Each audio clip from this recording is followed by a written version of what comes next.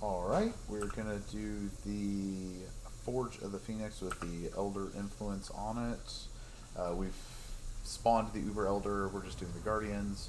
I did already go ahead and go into the map as when I switched and took my Headhunter off, my dex wasn't high enough and I lost my minions, so I had to come in here and resummon them. So let's go ahead and do this, and we'll just go do that Guardians real quick, and then hopefully we can bust out an Uber Elder video and everybody can see how this build will hold up against Uber Elder.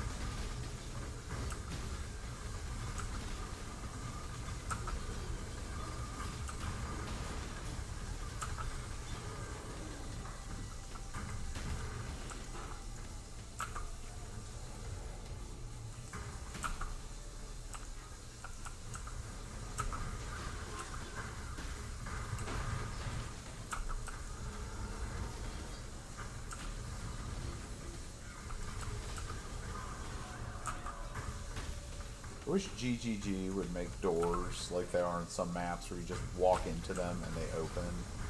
Doors that you're forced to click on are just annoying for the purposes of mapping.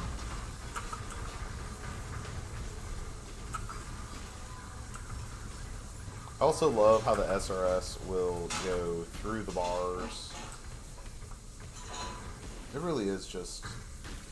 Before this, I had never really used SRS, and I had just found that I really like SRS.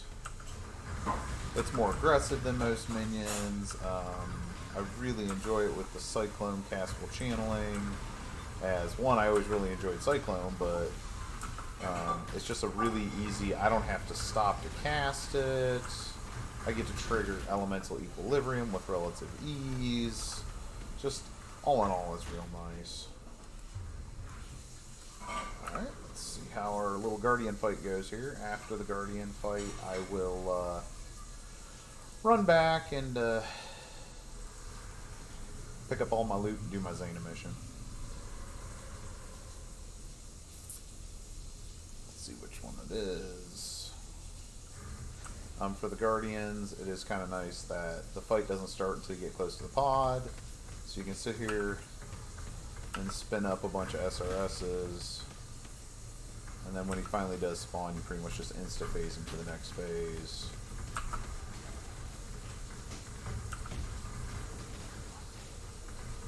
Now, unfortunately, when we teleport into the next phase, we have 0 SRSs, so...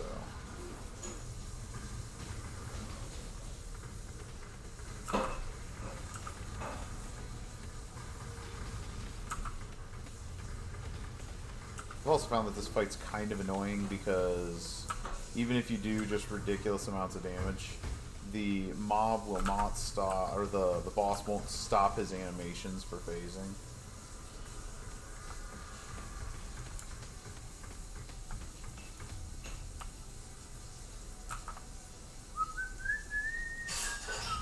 Alright, well that was that. That went down really easy. I guess I'll go ahead and just keep recording for the purposes of the Zana map. Just for anyone who may actually want to watch it and cares. I'll put in the description the time at which the last fight ended. I guess we'll just go ahead and do the Obus Curse Trove, why not?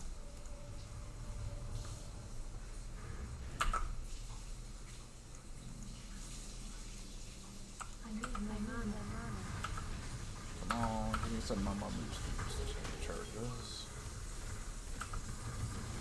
The nice thing about this, for the purposes of this, is that at least the SRS, the off-screens, so it looks for the missing enemies, whereas if you were just coming through this with normal Cyclone, sometimes you'll miss enemies that are just off the edge of the screen. You don't miss those with the SRS.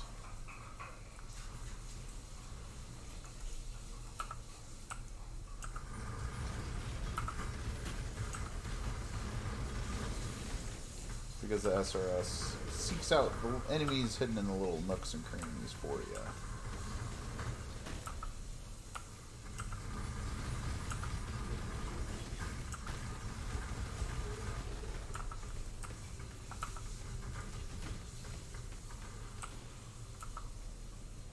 What am I missing? Oh, that.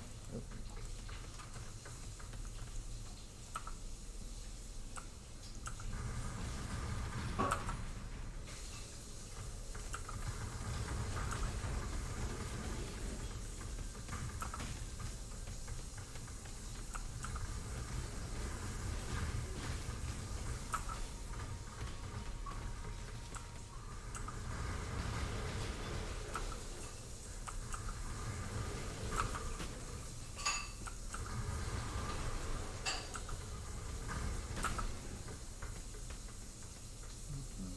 In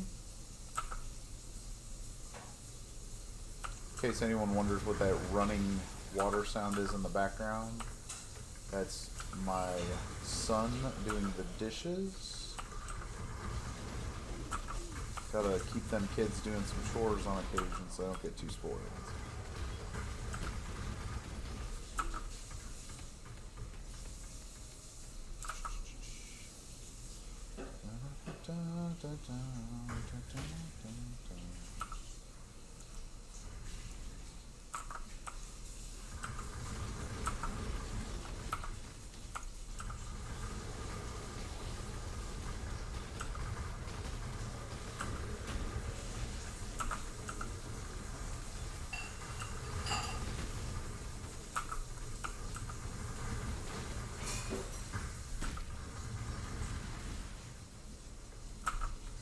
Apparently missed one.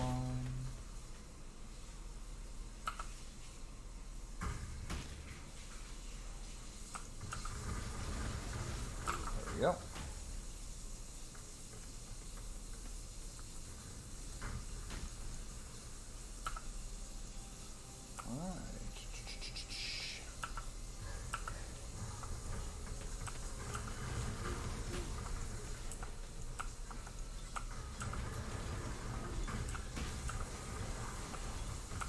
If you'll notice, you see the piles of like gold dust of things dying.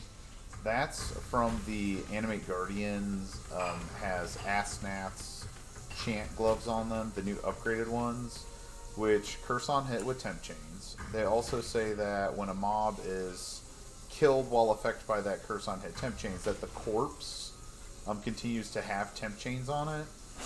And the enemies affected by that temp chains then explode when damaged, which is what that dust is. It's the enemies exploding for 3% of their max health when they die, which is nice because it'll protect you from porcupines and garbage like that. I mean, it's nothing like just overly momentous in of itself, but due to the fact that we typically are out of range of porcupines, our minions will eat up large chunks of the porcupine damage, and the corpse is exploding. I seldom die to porcupines. I also choose to run Sol Lunaris, which says avoid projectiles that have chained. That way, if I am on a map with chaining projectiles or with mobs that have chaining projectiles, they at least don't chain from my minions to me.